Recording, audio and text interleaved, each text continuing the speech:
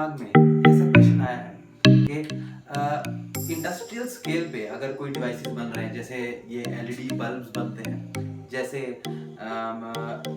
LED TVs बन रहे हैं, उनमें कितने छोटे छोटे पार्ट्स लगे हुए हैं, रेजिस्टेंसेस होंगी उनमें उनमें कैपेसिटर्स हैं, उनमें आईसीज हैं, उनमें चिप्स हैं। ओके, तो वो जो डिवाइसेस जो इतने एक एलईडी बनाने में पता नहीं हजारों छोटे छोटे छोटे छोटे पार्ट्स लगते हैं। ओके, तो वो छोटे छोटे जो पार्ट्स हैं वो ठीक है या नहीं है उनके अंदर देखो, क्योंकि एक भी पार्ट अगर खराब होगा तो उससे क्या कर सकता है, पूरी की पूरी जो आपकी मशीनरी जो आपने असेंबल करने में इतना टाइम लगाया है, ओके, वो एलईडी जो एलसीडी और एलईडी जो भी आप टीवीज देखते हैं, ओके, उनको असेंबल करने में आपने इतना टाइम लगाया है, अगर एक भी पार्ट उसमें से खराब निकल जाए तो अब क्या हो सकता है, तो जो है ये दिक्कत हो सकती है कि वो पूरा का पूरा ना चले, आपका सारा टाइम वेस्ट हुआ। ओके, तो देयरफॉर इंडस्ट्रियल स्केल पे वो लोग क्या करते हैं सुनिश्चित करने के लिए कि जो भी डिवाइस वो लगा रहे हैं उसके अंदर वो सही है। ओके, तो उनको हर एक पार्ट को चेक करना होता है। ओके, तो जितने भी इलेक्ट्रॉनिक इक्विपमेंट्स हैं, ओके, उनको चेक करने के लिए कि भाई वो चीज ठीक है खराब है, अब मैं सभी की तो नहीं कहता,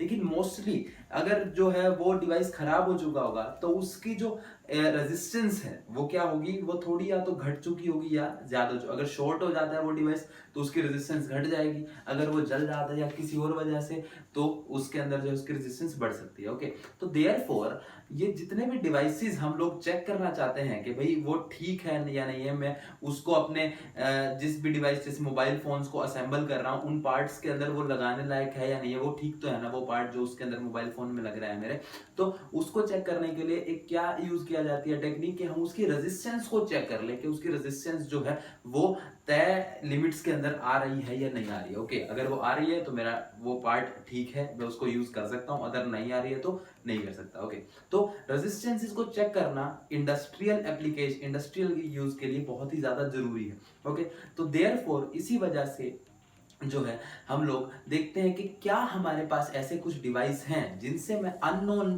डिवाइस की एक रेजिस्टेंस को चेक कर सकता हूं। ओके, तो ये हमारे पास इसका इसी सवाल के जवाब के लिए जो है हम हमारी हेल्प करी व्हीटस्टोन ब्रिज ने। ओके, व्हीटस्टोन ब्रिज का एक बड़ा ही फेमस एप्लीकेशन है जिसको रियल लाइफ में हम लोग यूज करते हैं, उसको बोला जाता है मीटर ब्रिज। ओके, तो metre bridge can help us to find an unknown resistance. Okay, जो डिवाइस है जो मैं चेक करना चाहता हूँ कि वो ठीक है या खराब है, उसके रेजिस्टेंस को चेक करने के लिए जो है वो एक मीटर ब्रिज मेरी हेल्प कर सकता है। ओके, तो देखेंगे अभी थोड़ी देर में कैसे वर्किंग होती है, कैसे काम करता है। ओके, ओके, इसी तरह से जो है आप लोग जब ये जैसे ड्यूरासेल बैटरीज हैं, ये आपके घरों में एवरेडी के सेल्स आते हैं जो आपके इन्वर्टर की बैटरीज हैं। ओके, तो आप लोग ये भी चेक करना चाहते हैं कि अब आते हैं उसके ऊपर, तो अगर कि वो जो डिवाइसेस बनाए आपने, जो सेल्स और बैटरीज बनाए हैं, क्या उनकी ईएमएफ करेक्ट है या नहीं है। ओके, जितनी उनको देनी चाहिए, जैसे 1.5 वोल्ट का सेल है तो क्या वो 1.5 वोल्ट ही दे रहा है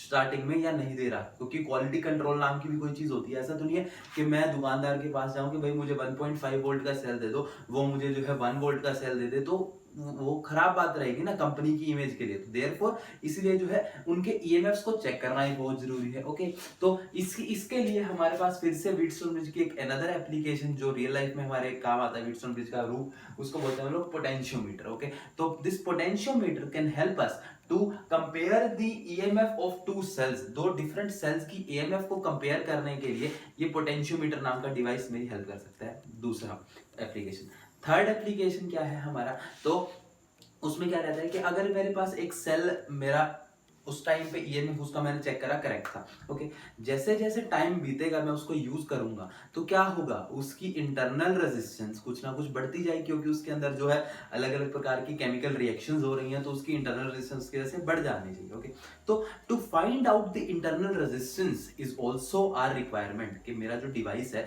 जो मेरा सेल या फिर बैटरी है, उसकी इंटरनल रेजिस्टेंस चेक करना is also a requirement for us. Okay, तो इसीलिए इन्हीं तीन एप्लीकेशंस को पूरा करने के लिए हमारे पास ये दो डिवाइस बनाए गए व्हीटस्टोन ब्रिज को आगे रियल लाइफ एप्लीकेशन में लाके। तो इनका नाम है क्या, एक तो मीटर ब्रिज और दूसरा पोटेंशियोमीटर। ओके बच्चों, तो ये दोनों डिवाइसेस मिलके हमारे लिए 3 मेजर काम करते हैं।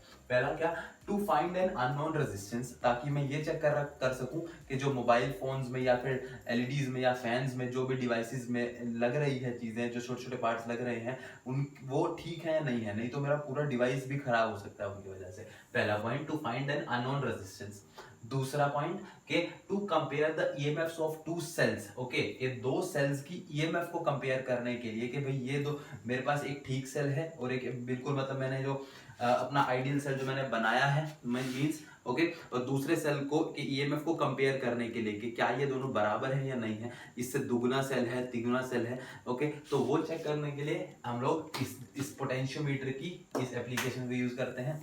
Third is to find the internal resistance of a cell और बैटरी, तो ये थर्ड एप्लीकेशन है। ये दोनों पोटेंशियोमीटर की एप्लीकेशन है और ये मीटर ब्रिज की एप्लीकेशन है। ओके, तो बढ़ते हैं आगे की तरफ। सबसे पहले मीटर ब्रिज को स्टडी करते हैं और देखते हैं कैसे एक मीटर ब्रिज जो है मेरी हेल्प कर सकता है अननोन रेजिस्टेंस को पता करने में। ओके, तो लेट अस स्टार्ट।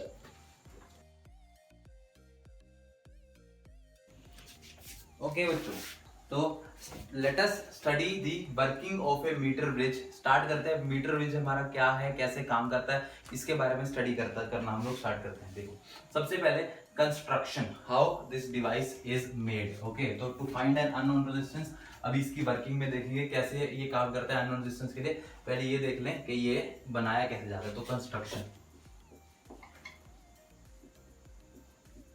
ओके, तो एक मीटर ब्रिज को बनाने के लिए क्या किया जाता है सबसे पहले। ओके, ये एक, ये दो और एक ये तीन। ओके, ये तीनों के तीनों जो है कॉपर के स्ट्रिप्स लिए जाते हैं। ओके ओके, तो ये तीनों के तीनों किस चीज के, हम लिख नहीं रहा मैं यहाँ पे बार बार ताकि जगह हमारी कम कंजेस्टेड है थोड़ी सी।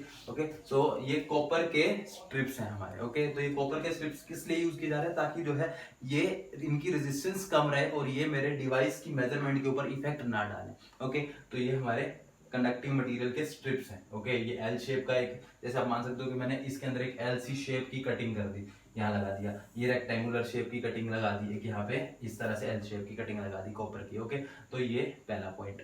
दूसरी बात, यहाँ पे क्या लगाया जाता है, इन दो कॉपर के स्ट्रिप्स के बीच में एक आर नॉन रेजिस्टेंस लगाते हैं। ओके, और एक अननोन रेजिस्टेंस लगाते हैं। ओके, तीसरा पॉइंट, बीच में जो एक पॉइंट दिया जाता है उसके बीच में क्या लगाया जाता है, एक वायर से अटैच करके गैल्वेनोमीटर।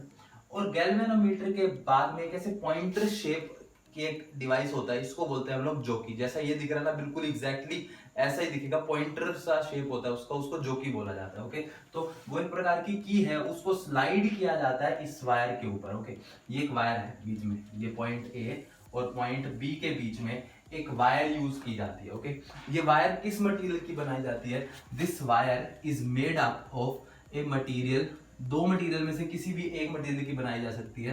तो इसके अंदर या तो यूज सकता है कॉन्स्टेंटिन, या फिर दूसरा यूज किया जा सकता है इसके अंदर मैंगनीज।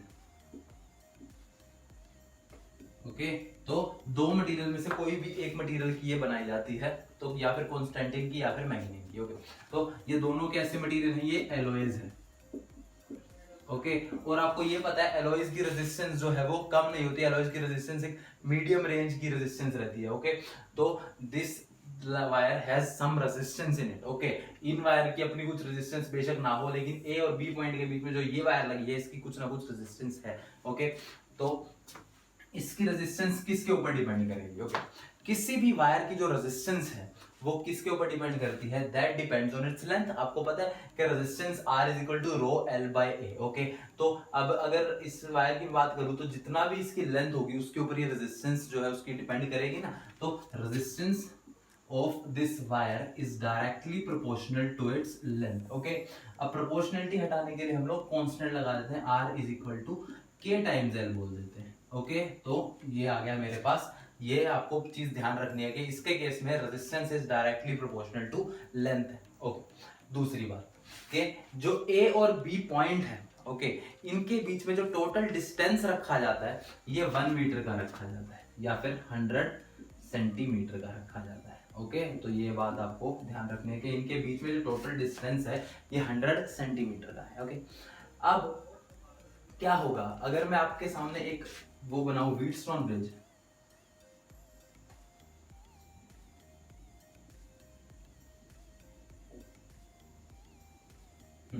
व्हीटस्टोन ब्रिज में भी जैसे देखोगे ना, देखो ये एक रेजिस्टेंस, ये दूसरा रेजिस्टेंस, तीसरा रेजिस्टेंस, चौथा, क्योंकि इन देखो ये पॉइंट का अगर मैं नाम सी रख दूं, ओके तो AC की अपनी कुछ रेजिस्टेंस होगी, मान लो कि ये लेंथ जो है L दे रखी है, लेट अस अज्यूम कि this length AC is equal to L, okay और ये जो लेंथ दे रखी है BC, ये हो गई कितनी, 100 में से L बच गया तो 100 minus L of course, okay तो ये अब देखो क्या है कि इनके बीच में यहाँ पे इस तरह से गैल्वेनोमीटर अटैच्ड है, ओके सो इनकी अपनी कुछ ना कुछ रेजिस्टेंस है, तो ये रेजिस्टेंस ऊपर वाला हो गया, जैसे देखो ये R और ये R हो गया, ओके ये X है तो ये X हो गया, इसकी अपनी कुछ ना कुछ रेजिस्टेंस है, आप इसको AC वायर ही सोच सकते हो कि कुछ ना कुछ रेजिस्टेंस है इसकी, तो आप इसको M बोल दो एक बार के लिए, M रेजिस्टेंस है इसमें N रेजिस्टेंस है, ओके आपने क्या करा, इस पार्ट को एक बैटरी से कर दिया कनेक्ट, आगे लगाया एक की और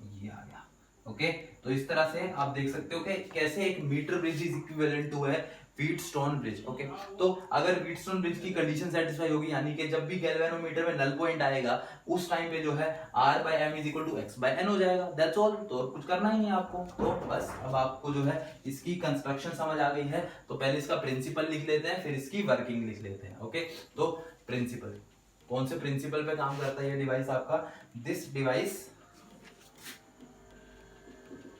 प्रिंसिपल, ओके कौन से प्रिंसिपल पे काम कर रहा है, this device works on the principle of this Wheatstone bridge, okay works on principle of Wheatstone bridge, okay और व्हीटस्टोन ब्रिज में क्या बात होती है, व्हीटस्टोन ब्रिज में बात क्या होती है कि अगर if galvanometer shows zero deflection in that case R/M, क्योंकि मैं इसका रेजिस्टेंस मान लो M है, ओके और इसका रेजिस्टेंस मान लो N है, ओके तो R/M is equal to X/N, okay तो मैंने क्या करा, अब किया क्या जाता है कैसे, अब तुम्हारा क्वेश्चन ये आ रहा होगा कि सर ये अपने आप थोड़ी दे देगा नल पॉइंट जीरो, तो अपने आप कैसे आ जाएगा इसमें जीरो डिफ्लेक्शन, तो उसके लिए क्या किया जाता है, ये जो स्लाइडिंग जॉकी है ना उसको क्या किया जाता है, इस वायर के ऊपर स्लाइड किया जाता है, ओके और जैसे जैसे मैं स्लाइड करता जाऊंगा एक ऐसा पॉइंट आएगा जिसका नाम हमने यहाँ पे C रखा है, ओके इस C पॉइंट के ऊपर क्या होगा, ये गैल्वेनोमीटर अपने आप जीरो डिफ्लेक्शन शो करने लग जाएगा, ओके जैसे ही उसने जीरो डिफ्लेक्शन शो करा, आपको समझ गए कि भाई ये जो है नल पॉइंट है, मान लो कि 40 सेंटीमीटर के ऊपर आपका नल पॉइंट आया, ओके तो L की वैल्यू 40 होगी, 100 माइनस L की वैल्यू 60 हो गई, जाहिर सी बात है, ओके तो इस तरह से जो है आप क्या कर सकते हो, यूज कर सकते हो, इस गैल्वेनोमीटर के अंदर देखोगे कि किस पॉइंट के ऊपर जो है आपका नल पॉइंट आ रहा है, तो जैसे ही आपका नल पॉइंट आपको मिला, आपने बोल दिया कि भाई अब इसकी वर्किंग लिख लो, वर्किंग में आपको सब समझ आएगा, वर्किंग कैसे, at null point, okay null point के ऊपर क्या है, R/M must be equal to X divided by N, isn't it इट। अब मुझे क्या चाहिए, मुझे X निकालना है क्योंकि X अननोन है, तो X must be equal to N by M multiply by R, okay बच्चों तो ये वाला पार्ट आपको आई गेस समझ आ गया होगा, okay X equal to N by M multiply by R, okay अब N कैसे निकालें, ओके देखो N is directly proportional to the length, M is directly proportional to M वाली M की length, okay तो this M is equal to K times L, okay जो भी उसकी length है M जो है वो K times L के इक्वल होगा, सिमिलरली N जो है वो K times 100 माइनस L के इक्वल होगा, ओके तो M और N की वैल्यू उठा के हमने क्या कर दिया, पुट कर दी इक्वेशन के अंदर, तो हमारे पास क्या आ गया, X is equal to K times L divided by K times, sorry ऊपर N है ना, तो K times 100 minus L divided by K times L multiply by R, K से K हो गया खत्म, तो बचा क्या आपके पास फॉर्मूला X निकालने का, X this gives me X is equal to 100 minus L by L times R, okay तो इस तरह से जो है आप with the help of this metre bridge एक अननोन रेजिस्टेंस x की वैल्यू निकाल सकते हैं। ओके, तो आई होप ये वाला पार्ट आपको समझ आ गया हो कैसे इस मीटर ब्रिज की हेल्प से हम लोग एक अननोन रेजिस्टेंस को निकालते हैं। कुछ नहीं करा हमने ये बोला कि this metre bridge is just like a Wheatstone bridge. कैसे? अपर रेजिस्टेंस r, राइट वाला रेजिस्टेंस x, नीचे वायर का जो मैंगनीन वायर का जो रेजिस्टेंस है उसको m बोल दिया, इधर अगले हाफ पार्ट का रेजिस्टेंस n बोल दिया। ओके, जैसे ही मुझे गैल्वेनोमीटर पे नल पॉइंट दिखा तो मैं क्या बोलूंगा? At null point r by m is equal to x by n। Okay, मुझे x चाहिए तो n by m multiply r। फिर मैंने ये देखा कि रेजिस्टेंस तो लेंथ के प्रोपोर्शनल होती है, जितनी भी वायर की लेंथ होगी उतना उसका ज्यादा रेजिस्टेंस होगा। ओके, तो m is equal to k times l और n is equal to k times 100 minus l। आप इसको रो l बाय a करके भी लिख सकते हो, तो वो भी आपस में कट ही जाएगा, लास्ट में बचेगा सिर्फ लेंथ ही। तो x is equal to 100 minus l by l times r। तो ये आपके पास जनरल फॉर्मूला आ गया। ओके, एक अननोन रेजिस्टेंस निकालने का। ओके, आई होप ये वाला पार्ट आपको समझ आ गया होगा। ओके, तो x बाय में जो भी x is equal to 100 minus l by l times r। Okay, इस तरह से आपको ये याद रखना। ये था आपका एक अगर आइडियल बीट्स ये आपका मीटर ब्रिज आपके पास हो तो। ओके, बट कोई भी व्हीटस्टोन ब्रिज आइडियल नहीं होता। ओके, मैंने क्या बोला कि इसकी लेंथ जो है 100 सेंटीमीटर है। ओके, लेकिन क्या मैं इसकी अगर मैं रियल लाइफ में किसी को मान लो कि 2 पॉइंट्स हैं, उनके बीच में मुझे एक वायर को लगाना है, क्या एग्जैक्टली 100 सेंटीमीटर की वायर मैं लगा सकता हूँ उसके बीच में? ओके, तो आंसर है नहीं। मैंने मान लो कि ये 2 पॉइंट्स हैं, मान लो कि मैंने यहाँ पे 2 बीच में ऐसे कील ठोक दी, एक ये पॉइंट और एक ये। ओके, अब मैं इनके बीच में जो है वायर लगाना चाहता हूँ, तो वायर क्या होगी? वो क्या सीधी 1 मीटर की वायर लग सकती है? नहीं, कुछ ना कुछ वायर जो है इसके अराउंड बंधेगी, कुछ ना कुछ वायर इसके अराउंड बंधेगी, तभी तो जाके वो रुकेगी, नहीं तो हवा में गिर जाएगी वो। ओके, तो ये रियल लाइफ प्रॉब्लम को इसको बोला जाता है, जो वायर को मोड़ने की वजह से जो एरर आता है, ओके, उसको बोला जाता है एंड एरर्स। ओके, तो ये एक रियल लाइफ प्रॉब्लम है। इसके ऊपर आपके जो जब प्रैक्टिकल्स आप करेंगे तो प्रैक्टिकल के अंदर जो है ये एंड एरर्स का बहुत ज्यादा योगदान रहेगा कि हर एक में एंड एरर रहता ही रहता। ओके, तो ये एंड एरर को स्पेसिफाई करने के लिए, अब जैसे मान लो कि उन्होंने जो है 1 सेंटीमीटर जो है वायर घुमा दी मैन्युफैक्चरर ने मीटर ब्रिज के। ओके, इधर से 2 सेंटीमीटर घुमा दी, तो मैन्युफैक्चरर जो है ना आपको एंड करेक्शन की वैल्यू दे के भेजेगा। ओके, ये मैन्युफैक्चरर आपको बताएगा कि हमने जो है ना इसकी वैल्यू जो है इधर से 1 सेंटीमीटर घुमाई है, इधर से 2 सेंटीमीटर घुमाई है। ओके, तो वो आपको एंड करेक्शन बोलते हैं उसको। तो अगर बाय चांस आपको वो एंड करेक्शन दे दे तो आपको वो एंड करेक्शन इसके अंदर ऐड कर देनी है। ओके, तो अभी कुछ न्यूमेरिकल्स देखेंगे, समझेंगे कैसे एंड करेक्शन का भी इक्वेशन आएगा उसमें न्यूमेरिकल्स में, तो उसके अंदर समझते हैं कैसे हमको इसको सोल्व करना है। ओके, तो आई होप ये वाला पार्ट आपको समझ आ गया होगा, इसको जल्दी से नोट डाउन कर लो। प्रिंसिपल भी, वर्किंग भी, इसकी कंस्ट्रक्शन भी आपको समझ आ गई हो कैसे कंस्ट्रक्शन है। ये सारे कॉपर के स्ट्रिप्स हैं, बीच में एक रेजिस्टेंस, दूसरा रेजिस्टेंस, एक मैंगनीन या फिर कॉन्स्टेंटिन की वायर है। ओके, जैसे आप इसको जो है स्विच को ऑन तो जरूर करना है, स्विच को ऑन करोगे करंट फ्लो करेगा, जैसे ही आपको नल पॉइंट मिला तो कंडीशन सेटिस्फाई होगी व्हीटस्टोन ब्रिज की ओर। ये फॉर्मूला आपके पास आ गया। ओके, तो इसके ऊपर कुछ न्यूमेरिकल्स ट्राई करते हैं जल्दी से।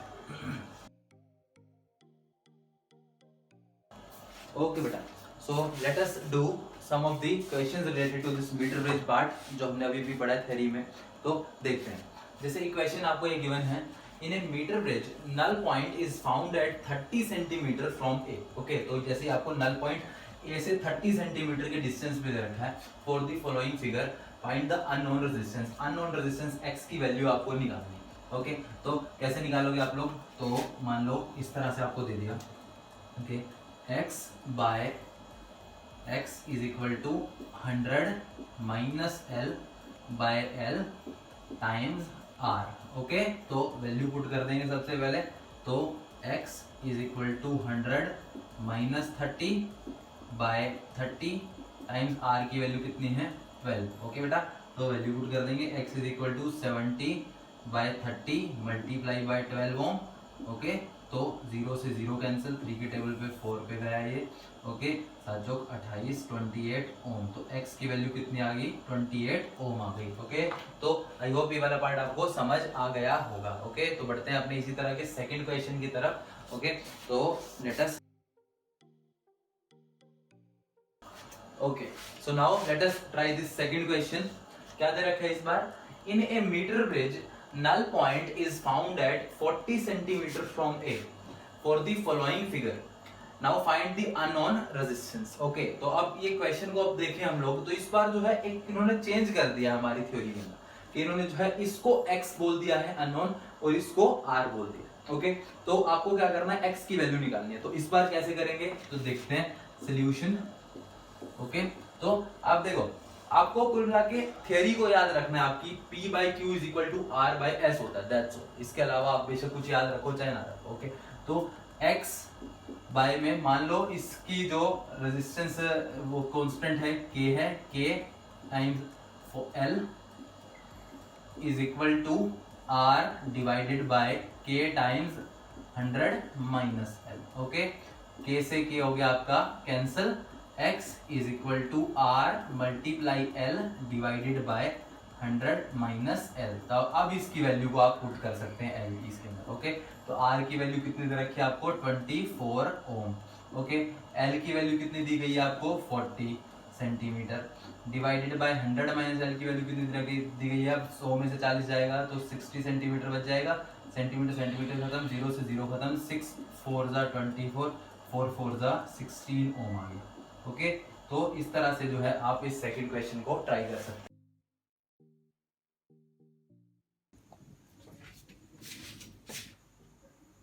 ओके बेटा, तो अब आते हैं अपने थर्ड क्वेश्चन पे, जिसके अंदर हमें क्या दे रखा है कि स्टेटमेंट को रीड करते हैं. In a metre bridge null point is found at 40 centimeter from A when only R and S are present. जैसे ये R और S रखे हुए हैं, उस टाइम पे जो नल पॉइंट आता है तो वो कितने पे आता है, 40 सेंटीमीटर पे आता है. ओके, अब हमने क्या करा, if a resistance of 12 ohm is connected in parallel with S, इसके पैरेलल में हमने 12 ओम का रेजिस्टेंस ऐड कर दिया, तो the null point comes at 50 centimetre from A. अब के नया नल पॉइंट जो 40 सेंटीमीटर से आगे जाके 50 सेंटीमीटर पे आ जाता है.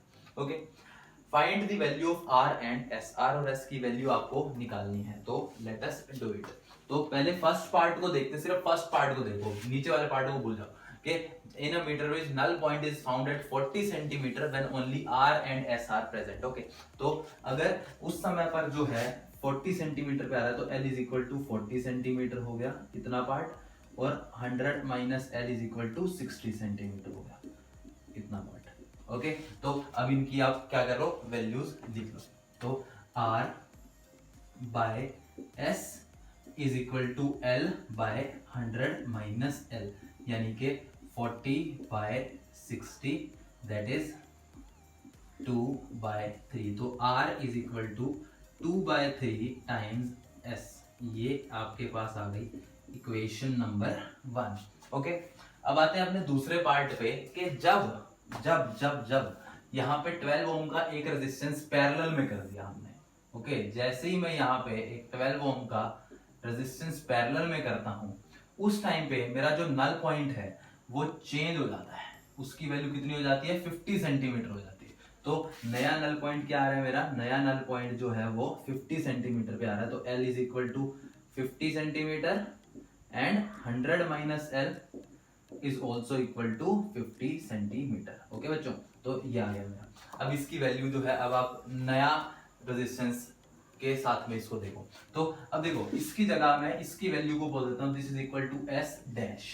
ओके, तो R by S dash must be equal to 50 by 50, है ना. L by 100 minus L that is 50 by 50, तो यानी कि R must be equal to S dash, isn't it? तो अब R की वैल्यू एक बार तो आ रही है आपकी 2 by 3S, दूसरी बार आ रही है S dash के इक्वल. तो दो both things must be equal, तो 2 by 3 times S must be equal to this S dash. अब आप S dash की वैल्यू निकालें और इसमें पुट कर दें, आप your work is done here. Okay, तो S डैश की वैल्यू कैसे निकालें, तो S डैश की वैल्यू निकालने के लिए सिंपल, पैरेलल में तो है दोनों चीजें. 1 by S dash is equal to 1 by 12 plus 1 by S. तो इसको सोल्व कर लेंगे हम लोग, तो 12 टाइम्स S प्लस 12 आ गया 1 बाय S डैश के equal. S dash is equal to 12 times S divided by S plus 12. ये आ गई आपके पास इक्वेशन इसकी. आप इसको पुट कर दो ये हम बोल देते हैं this is my equation number 3, this is my equation number 4। तो पुटिंग 4 in 3, तो what I will get, putting 4 in 3 we get, तो 2/3s is equal to 12s divided by s plus 12। Okay, तो s से s ऊपर वाला खत्म हो गया। ओके, 2 से कैंसिल हो गए, यहाँ पे आ गया 6, 3 ऊपर जाएगा, s प्लस 12 यहाँ आ जाएगा, s plus 12 is equal to 6 3 18 ohm. Okay, s is equal to 18 minus 12 that is 6 ohm. Okay, तो s की वैल्यू क्या आ गई आपकी 6 ओम, तो s हमारा निकल गया। अब बचा क्या r, तो r निकालने के लिए r is equal to 2/3s, तो r is equal to 2/3 times s that is equal to 2/3 multiply 6 that is equal to 4 ohm. तो दो चीजें आ गई आपकी दोनों, r is equal to 4 ohm, s is equal to 6 ohm. Okay, तो देखो दोबारा से कैसे करा मैंने। सबसे पहले फर्स्ट लाइन को देखा, उसको सोल्व करा मैंने। In a metre bridge when null point is found at 40 centimetre when only r and s are present, तो r और s के बीच में रिलेशन निकल गया इससे कि r by s is equal to l by 100 minus l, तो 40/60 2/3 first equation. Okay, second part में जब नया रेजिस्टेंस मैंने मतलब s 12 ओम उसके आगे लगा दिया पैरेलल में, तो null point is comes at 50 centimetre, तो इस टाइम पे l की वैल्यू 50 होगी, 100 माइनस l की वैल्यू 50 हो गई। ओके, इसको पूरे को हमने s डैश बोल दिया, तो r by s dash is equal to l by 100 minus l, तो r is equal to s dash आ गई। ओके, तो therefore equating 1 and 2, 2/3s is equal to s dash. अब s डैश की value निकालो दोनों, क्योंकि पैरेलल में है, तो 1/s dash is equal to 1/12 plus 1/s, पूरा सोल्व करा, s डैश की वैल्यू आ गई। एक equating putting the value of 4 in 3, ये सोल्व करा, s की वैल्यू आ गई, इसको पुट कर दिया वन इक्वेशन में s की वैल्यू को, तो r की वैल्यू आ गई। ओके, तो इस तरह से आप लोग ये क्वेश्चन को सोल्व कर सकते हैं। ओके, सिमिलर क्वेश्चंस हम आगे भी एक और सोल्व करते हैं, तो देखते हैं। ओके बच्चों, तो बढ़ते हैं अपने नेक्स्ट क्वेश्चन की तरफ। When two unknown resistances are attached in a metre bridge, null point comes at 40 centimetre. Okay, कि दो अननोन रेजिस्टेंस, इस बार जो है एक अननोन रेजिस्टेंस नहीं है, दोनों ही अननोन रेजिस्टेंस है, एक्स और वाई दोनों अननोन है। ओके, जब उन दोनों को जो है लगाया जाता है, तो हमको नल पॉइंट कहाँ मिल रहा है, 40 सेंटीमीटर पे मिल रहा है। ओके, तो सबसे पहले फर्स्ट स्टेटमेंट से रिलेटेड हम लोग ऑब्जर्वेशन को समझते हैं, उसका मीनिंग क्या है, और उसी से रिलेटेड हम लोग अपना सोल्यूशन स्टार्ट करते हैं। सेकंड पार्ट में आगे बढ़ें, सोल्यूशन। ओके, अभी हम ए पार्ट पे हैं, तो ए पार्ट लिख लेते हैं यहाँ पे। यस, तो सबसे पहले क्या दे रखा है, व्हेन टू अननोन रेजिस्टेंस, यानी कि दोनों की दोनों रेजिस्टेंस अननोन है, तो यहाँ पे L है और ये हो गया आपका 100 माइनस L। ओके बच्चों, तो कैसे लिखेंगे, x divided by y is equal to L divided by 100 minus L, which is equal to x divided by y is equal to L की वैल्यू कितनी दे रखी है क्वेश्चन में, ये दे रखी है 40 centimetre divided by 60 centimetre, that is equal to x by y is equal to 2/3। तो ये आपके पास रिलेशन आ गया है, और सिंप्लीफाई फॉर्म में लिखना चाहें तो x is equal to 2/3 times y।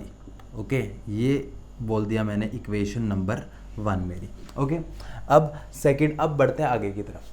When a 10 ohm resistance is connected in series with X, okay, तो क्या करा कि अब जो है ना, इन्होंने थोड़ा सा चेंज कर दिया इसको, क्या करा कि ये हमारा कुछ इस तरह से इन्होंने ज्वाइन कर दिया। ओके, कुछ ऐसे। सो क्या हुआ कि ये X तो था ही, उसके साथ में एक 10 ओम का रेजिस्टेंस और ऐड कर दिया। ओके, तो क्या कहते हैं कि भाई अगर एक 10 ओम के रेजिस्टेंस को X के साथ में सीरीज में अटैच करा, null point shifts by 10 centimetre. अब तो क्वेश्चन ये है कि अगर ये 10 सेंटीमीटर शिफ्ट हुआ है, तो क्या ये लेफ्ट साइड इस तरफ 10 सेंटीमीटर शिफ्ट हुआ है या उस तरफ 10 सेंटीमीटर शिफ्ट हुआ। ओके, तो कैसे पता लगेगा किस तरफ शिफ्ट हो रहा है, देखो, अगर रेजिस्टेंस आपकी बढ़ रही है, तो सीरीज में रेजिस्टेंस ऐड हो रही है, तो जाहिर सी बात है बढ़ रही है। ओके, तो बढ़ रही है, तो नल पॉइंट जो है वो भी इस तरह से लेंथ ये बढ़ जाएगी इस तरह से। ओके, दोनों का रेशियो सेम है ना। ओके, तो देयरफॉर ये लेंथ बढ़नी चाहिए। ओके, अगर पैरेलल में कुछ चीज़ लगाते हैं हम लोग, पैरेलल में रेजिस्टेंस घटती है, तो ऊपर की रेजिस्टेंस घटेगी, तो नीचे वाले की रेजिस्टेंस को घटना पड़ेगा। ओके बच्चों, तो इस वजह से जो है हम लोग क्या करेंगे, ये वाली लेंथ अगर 10 सेंटीमीटर से बढ़ रही है तो देयरफॉर जो कि पहले 40 सेंटीमीटर थी, अब नई जो हमारी कनेक्शन पॉइंट आ रहा है वो 40 सेंटीमीटर ना आके 40 + 10 यानी कि L की वैल्यू अब के 50 सेंटीमीटर है। ओके बच्चों, इसी तरह से 100 - L वो भी 50 सेंटीमीटर हो जाएगा भाई। ओके, तो ये आ गया मेरा, अंडरस्टूड। तो अब इस वाले पार्ट के लिए आप सोल्व करें तो सेकंड पार्ट के लिए है x + 10 divided by y = 50 divided by 50 L/100 - L। Okay, तो इससे हमें क्या समझ आया कि इससे हमें ये समझ आया कि x + 10 डिवाइडेड बाय y = 1, यानी कि x + 10 = y। देखो इसका मीनिंग ये हुआ x + 10 = y। This is your equation number what, equation number 2। Okay, putting 1 in 2 तो y सोल्व हो जाएगा। तो इसको जो है क्या करा मैंने, ये पुटिंग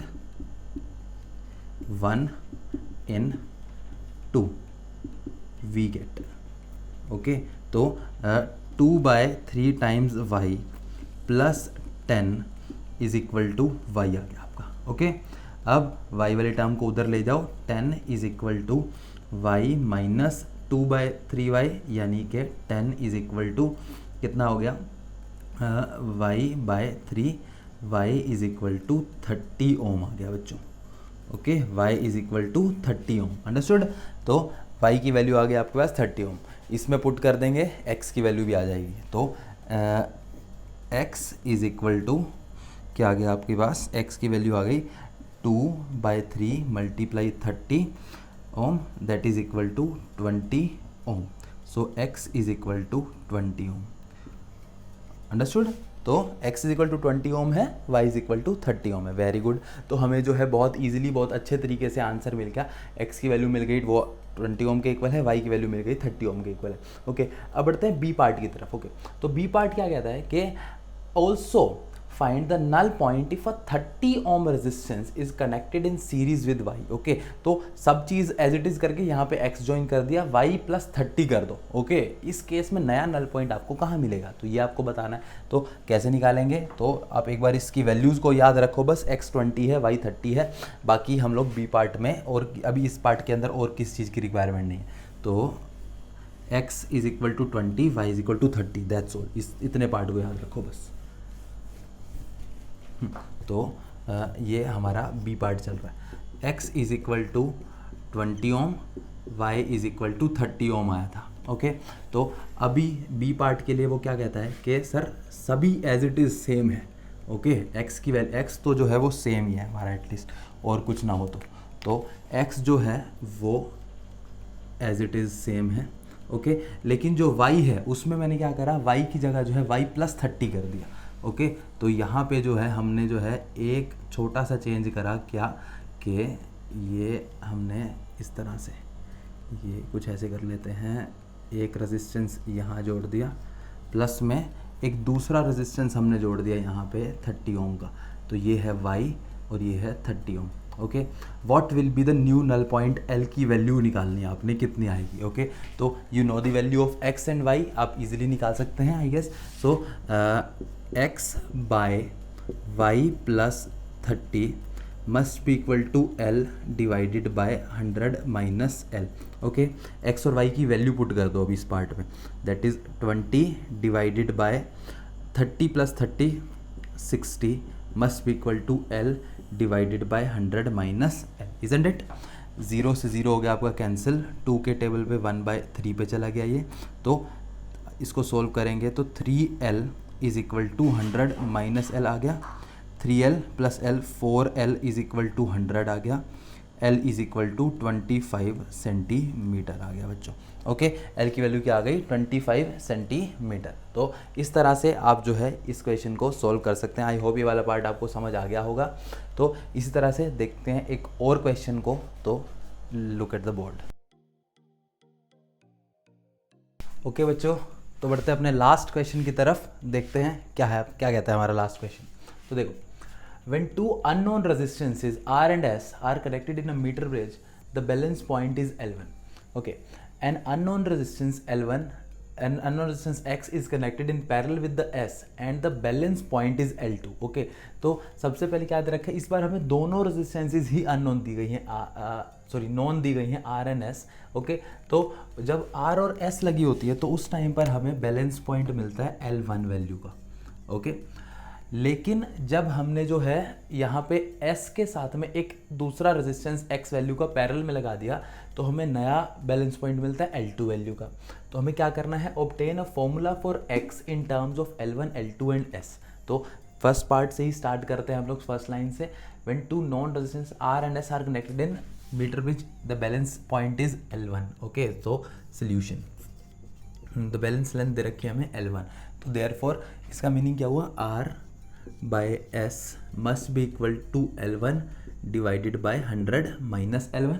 तो इससे हमें क्या मिला, R is equal to L1 divided by 100 minus L1 into S. ये आ गई मेरी इक्वेशन नंबर 1. अंडरस्टूड.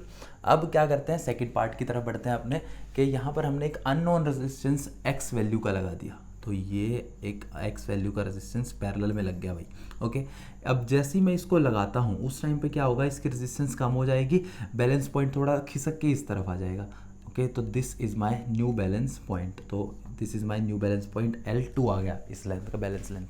ओके, तो अब इसको सॉल्व करो बच्चों. तो इस पार्ट के लिए हम क्या करेंगे, लेट अस अज्यूम कि इसका रेजिस्टेंस है S डैश, और S डैश की वैल्यू किसके इक्वल आएगी, S X divided by S plus X के इक्वल आएगी ना. तो R divided by S dash is equal to L2 divided by 100 minus L2, isn't it. तो ये आ गया हमारे पास इक्वेशन नंबर 2. ओके, फर्स्ट से R की वैल्यू निकाल के इसमें कर देते हैं पुट. तो 1, अच्छा जी, L1 divided by 100 minus L1, अच्छा, और into S divided by S dash is equal to L2 by 100 minus L2. Okay, अब हम क्या कर सकते हैं, सबसे पहले ऐसा कर लेते हैं कि इस क्वांटिटी को S डैश बाय S को हमें X निकालना है ना, तो S डैश की वैल्यू पुट कर लेते हैं, या पहले ऐसा करते हैं, इस वाली क्वांटिटी को हम लोग RHS में ले जाते हैं सिंप्लीफाई करने के लिए. तो S divided by S dash is equal to क्या आ गया हमारा, this is L2 into 100 minus L1 divided by 100 minus L2 और L1 से मल्टीप्लाई, ये नीचे आ जाएगा. ओके, तो आई गेस ये वाला पार्ट आपको क्लियर होगा, जस्ट मैथमेटिकल मैनिपुलेशन है इसमें, और कुछ नहीं है. तो हाँ, अब S बाय S डैश, तो S बाय S डैश की वैल्यू किसके इक्वल आएगी, तो अब देखो S बाय S डैश, तो उसकी वैल्यू किसके इक्वल आएगी, आप सोचो. तो S plus x by X के इक्वल नहीं आ जाएगी. देखो इसी को आप सिंप्लीफाई करके लिख सकते हो, तो कि S dash by S is equal to x by s plus x. S by S dash इसका रेसिप्रोकल कर दिया तो S plus x by x आ गया. ओके, और सिंप्लीफाई करना चाहूँ तो S बाय एक्स प्लस 1 हो जाएगा. ओके, तो S by S dash is equal to S by X plus 1. तो इसकी वैल्यू आप लोग यहाँ पुट कर सकते हैं. Okay, so this S by S dash is equal to S by X plus 1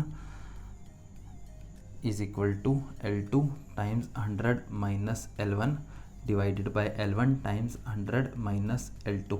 okay, मुझे क्या चाहिए, मुझे तो x चाहिए ना, इसमें तो x अभी तक तो नहीं आया कहीं से भी. तो सबसे पहले आप इसको सिंप्लीफाई करें, तो -1 उधर ले जाओ, तो ये इक्वेशन आपकी क्या बनेगी, S by X is equal to L2 100 minus L1 divided by L1 100 minus L2 -1. Okay, और सिंप्लीफाई करो, S by X is equal to, LCM ले लेते हैं, L1 times 100 minus L2 times 100 minus L1 minus L1 times 100 minus L2.